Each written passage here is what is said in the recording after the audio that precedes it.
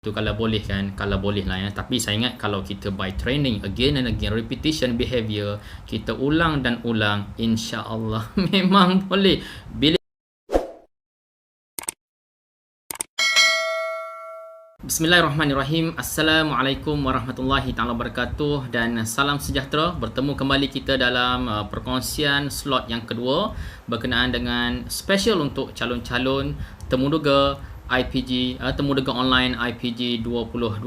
So pada hari ini saya akan berkongsi 3 perkara utama yang sangat penting, yang sangat calon-calon yang disayangi dikasih intan payung sekalian untuk diambil berat, diambil kira supaya persembahan video dan interview online anda menjadi sangat marvelous dan mantap. Yang pertama adalah berkenaan dengan bagaimana tips untuk kita memahalkan diri kita untuk dalam video ataupun temuduga online, memastikan kita kelihatan berkaliber, kelihatan mantap, kelihatan betul-betul selayaknya dipilih untuk menjadi guru muda Malaysia. This is my favorite topic lah ni . And then yang kedua, saya akan berkongsi bagaimana idea-idea kreativiti yang sesuai dengan temuduga IPG, iaitu dalam konteks primary school. Dan yang ketiga adalah saya akan berkongsi dengan anda bagaimana untuk membuat finishing yang mantap, ending yang terbaik, iaitu seminit akhir yang saya sebut, yang saya namakan sebagai soft landing, macam kapal terbang lah, turun, relax, zup, 8 minit, cun, cantik, insya-Allah . Okey, baik, kita pergi dulu pada yang pertama berkenaan dengan bagaimana untuk kita memahalkan diri kita. Murid-murid sekalian, dalam 3 minit pertama ketika anda membuat video tentang pengenalan diri anda, selepas nama kita sebutkan basic things itu, cadangan saya anda kongsikan sedikit pengalaman anda. Ramai orang tanya, cikgu, kami ni baru lepas SPM, kalau ada pengalaman pun bekerja di kedai, bantu ayah saudara di restoran ikan bakar, apa lagi, biasa-biasa menolong mak di warung kopi, macam saya sendiri dulu . So tak ada pengalaman-pengalaman yang marvelous, tak ada pengalaman-pengalaman yang hebat. So macam mana kami nak cerita, cikgu?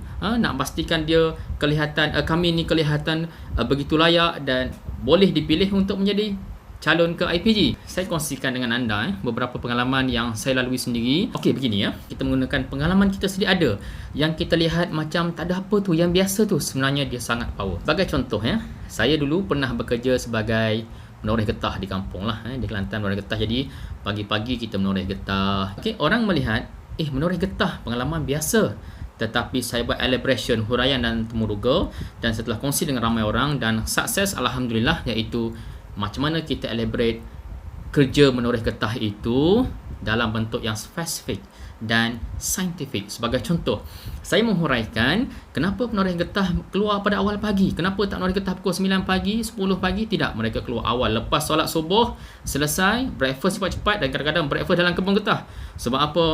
Autebak kulit getah itu bila pagi dia sejuk, bila ditoreh itu volume ataupun kandungan susu getah nak keluar lagi banyak dengan cuaca yang sejuk, masuk dalam mangkuk getah tu lagi banyak. So pengurusan masa, time management, saya ceritakan itu dalam konteks menoreh getah tetapi time management. Okey, jadi macam mana nak bangun awal pagi, persiapan untuk memastikan kalau di Kelantan tu pacat tak naik, apa yang kita buat pada kasut, macam mana mengasah arah mengasah pisau getah. So very specific, very detail, nak make sure mangkuk getah tu mangkuk getah contohlah ni mangkuk getah tu tak nak bagi tumpah limpah, nak bagi sudu getah tu betul-betul getah menitik elok, cantik, dan kalau hujan apa buat sebab takut getah tak beku. So saya elaborate detail walaupun sebagai penoreh getah ketika itu.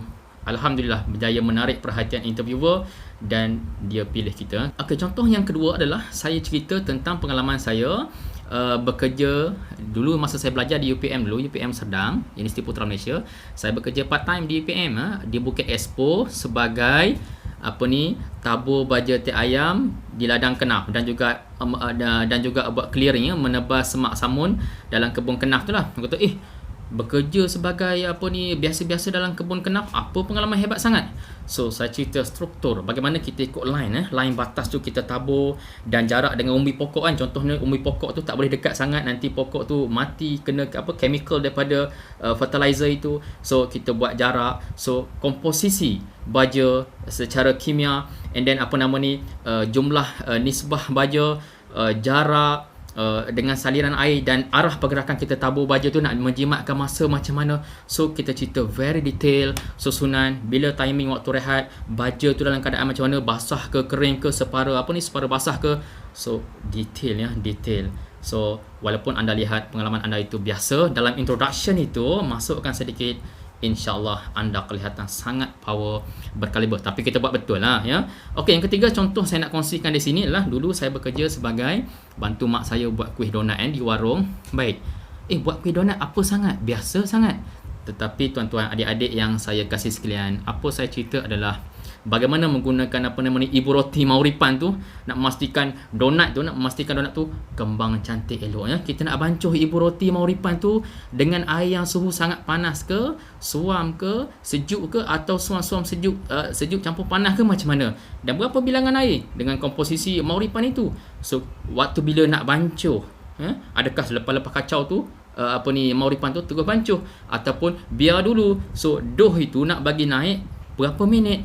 So very detail. Nak bagi sama kan, yang bulat tengah dia, nak bagi goreng cantik, adakah api besar kecil. So pengalaman itu sebenarnya nampak biasa, tetapi kalau kita menggunakan kreativiti, pemikiran yang baik, kita elaborate, ia akan menjadi sangat-sangat cantik dan power. So itu contoh-contoh yang saya boleh berikan kepada anda. Sebenarnya banyak lagi contoh, tapi tak bolehlah saya bagi contoh banyak sangat kan tak habis video ni. So itu adalah contoh-contoh. Jangan pula anda nanti masa interview semua noreh getah, buat donat dan apa tadi di ladang Kenah Bukit Expo IPM. Habislah kita nanti penemu nuga interviewer anda tengok apa pasal ni, so, setiap calon datang ni donat noreh getah ni. Itu contoh saya lah. So anda boleh gunakan pengalaman contoh-contoh anda untuk meningkatkan kaliber, credibility anda dalam video dan temuduga, insya-Allah ya.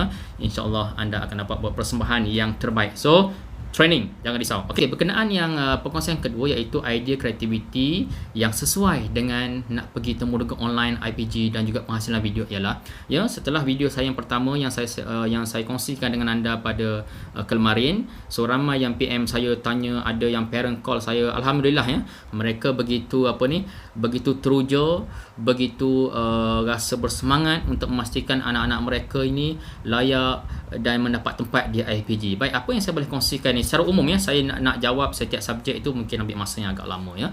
Okey, secara umum sebagai contoh pelajar yang nak pergi temuduga dalam subjek bimbingan dan kaunseling. So mereka risaulah, kaunseling ni tidak ada mengajar yang akademik. So nak cerita apa cikgu? Apa yang kami nak buat kan? Takkan sesi kaunseling tak nak buat dalam video, susah dan macam kurang untuk menarik dalam konteks yang 8 minit 4 minit itu. Jadi saya cadangkan lihat kepada program-program kecil yang menarik, yang sesuai dengan klien kita, student primary school. Sebagai contoh, kita buat program kasih sayang ya, meningkatkan rasa kasih sayang murid kepada ibu bapa dan guru dalam bentuk yang fun, yang happy, dan masukkan elemen-elemen ke pelbagai warna. Guna kad yang pelbagai warna, guna bahan-bahan yang pelbagai bentuk dan sebagainya kan. So guna tools yang kita nak tarik perhatian murid-murid sekolah rendah, sebab mereka ini suka dengan yang colourful, ada sedikit bunyi, music mungkin, apa saja yang menunjukkan ada diversity, kepelbagaian di sana ya. Dengan skop-skop cara tanya khabar dengan ceria. So guna semua elemen-elemen pelbagai yang akan menjuruskan pada satu maksud. Kita ingin jadi seorang guru yang kreatif, lebih-lebih di alaf sekarang kan, zaman teknologi dan sebagainya. Kita nak buktikan kita bukan nak jadi guru yang biasa, kita nak jadi guru yang marvelous, berkaliber, berkualiti. So kita trainingnya, saya tak sempatlah nak buat training di sini, tetapi itu adalah asas-asas yang saya boleh kongsi dengan anda untuk anda praktis dalam masa yang 4-5 hari masih ada lagi ni untuk buat yang terbaik ya. Kalau matematik saya dah kongsikan video sebelum ni kan, susunan cantik, tulisan sama dengan nombor tu bagi nampak genap, bulat, elok, cantik, lukisan kan, warna gunakan ya. So very interesting actually to be a teacher. So please gunakan peluang-peluang ini. No harm trying, no harm trying, no harm trying. Tak rugi mencuba, insyaAllah ya. So buat yang terbaik ya. Itu contohnya apa lagi, pendidikan awal kanak-kanak tengok silibus, jumpa guru-guru yang berkaitan dengan anda, dekat-dekat dengan anda, hubungi bekas-bekas guru anda, tengok apakah konten silibus yang terbaik. Okey, seterusnya yang terakhir sekali adalah saya nak kongsi tentang macam mana kita nak buat ending yang cantik, cun, 8 minit tu kalau boleh kan, kalau boleh lah ya. Tapi saya ingat kalau kita by training again and again, repetition behavior, kita ulang dan ulang, insya-Allah memang boleh. Believe me please, listen to me, anda boleh buat yang terbaik. So untuk 8 minit, okay, seminit terakhir adalah tentang dokumen ya, tunjuk sijil, IC, sedikit pengalaman mungkin jadi ketua pengawal pustakawan ataupun pernah bantu cikgu dalam program-program. Okey, di sini okey adalah penting untuk anda timing betul-betul dari segi intonasi kan. Mungkin masa pengajaran yang 4 minit tadi dan 3 minit pengenalan tadi anda dah agak orang kata suara tu dah tinggi sikit. So untuk dokumentasi jangan tiba-tiba lantang lagi. Saya melihat mungkin pendekatan suara adalah lebih soft, mantap, kemas sebab kita nak buat rumusan ni. Seolah-olah kita nak buat pengakhiran, susun kata-kata dengan mantap ya. Intonasi tu jaga. Bila dah makin menghampiri 8 minit tu, intonasi tu kalau boleh makin turun dan cantik ya. Jangan tiba-tiba mengejut. Pembantu kita angkat masa 8 minit habis, kita pun stop terus mengejut dengan suara tengah tinggi. So tidak sesuai ya. So timing tu dengan kita susun apakah ayat-ayat kata-kata terakhir yang kita nak buat supaya nampak smooth, cantik. 8 minit stop adalah soft landing, macam kapal terbang dekat airport kan. Kapal terbang kan soft landing. So relax, ni landasan. So cantik So kita nak 8 minit itu anda stop pada formula soft landing yang begitu mantap. Buat pengakhiran yang terbaik, very clear, interesting dan jelas learning outcome kepada panel pemilih bahawa anda siapa. Daripada 3 minit awal, 4 minit konten akademik, anda menceritakan tentang apa dan tentang sijil. Okey, jelas satu-satu. 1 minit lah. Sijil anda banyak tu jangan cerita habis. Sesuai 1 minit, pilih yang highest, yang bagus-bagus untuk diterangkan. Dan satu perkara penting yang saya nak pesan pada murid ya, tolong ingat satu ini, tolong ingat baik-baik ya. Okey, jika anda terlibat dengan program-program di sekolah, jadi ketua pengawas, jadi MC, pernah menang anugerah apa-apa yang bagus-bagus, yang terbaik ya. Buku program kalau ada lagi, tolong simpan. Ini kalau saya buat program yang saya cerita selalu pada pelajar. Contohnya kamu ada terlibat apa-apa, nama anda tercatat pada buku program-program yang besar, majlis graduasi sekolah, majlis anugerah apa-apa, anda bantu cikgu walaupun jaga AJK, jaga parking kereta kan, nama anda ada. Dokumen itu tunjuk juga pada video ending itu anda terlibat bantu sekolah, bantu guru. Sebab saya kongsi sedikitnya, ketika pengalaman saya mengembara ke Jepun, ada sedikit program di Jepun lebih kurang 9 bulan. Masa saya belajar di UPM dulu, ada sedikit MOU, dan bila saya balik ke Malaysia, itu saya menang anugerah graduan cemerlang khas Fakulti Pendidikan di UPM, dan nama saya tercatat dalam buku program tu. Dia 5 orang yang menang anugerah, 4 orang lagi atlet Malaysia yang main sukan C, sukan Asia, hebat-hebat, menang emas semua. Saya tak main sukan lah, saya main sukan tapi tak adalah main wakil Malaysia kan. Tapi nama saya terselit di tengah di antara 4 orang atlet itu. Dan buku program itu saya simpan sampai sekarang ya. Cuma nak tunjuk tak boleh duduk dekat sekolah. Sekarang kita sedang bercuti PKP di rumah kan. So buku program itu simpan dan bawa masa temu dega online itu ataupun masa penghasilan video, tunjuk nama anda ada bersama terlibat AJK apa-apa sekian, menunjukkan lagi kesungguhan tambahan anda benar-benar ingin menjadi seorang guru yang terbaik di Malaysia dan dunia insya-Allah. Okey, akhir sekali daripada saya, khas istimewa buat calon-calon temu dega online dan penghasilan video ke IPG 2020. Buatlah yang terbaik. Okey, seperti biasa, saya doakan anda menjadi guru yang cemerlang, berjaya dan bahagia. Dan setelah anda bahagia nanti, jangan lupa pasang impian untuk membahagiakan pula orang lain, memberi sumbangan yang terbaik di muka bumi ini insya-Allah ya. Assalamualaikum warahmatullahi taala wabarakatuh.